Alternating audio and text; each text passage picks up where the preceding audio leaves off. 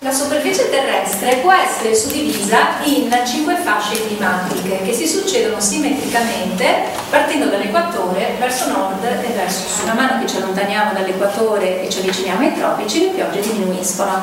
All'altezza dei tropici, che è una zona di alta pressione e di divergenza delle masse d'aria, abbiamo scarsezza di piogge e quindi come paesaggio il deserto. La zona invece compresa tra i 2 tropici e il circolo polare artico e antartico è detta zona temperata.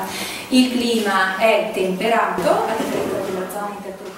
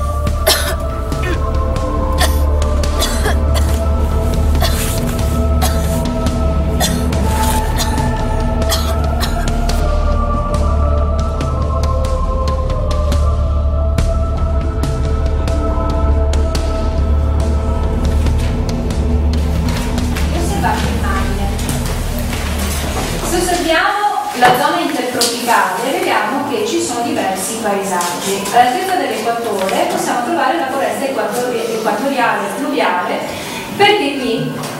Ma dove stai andando?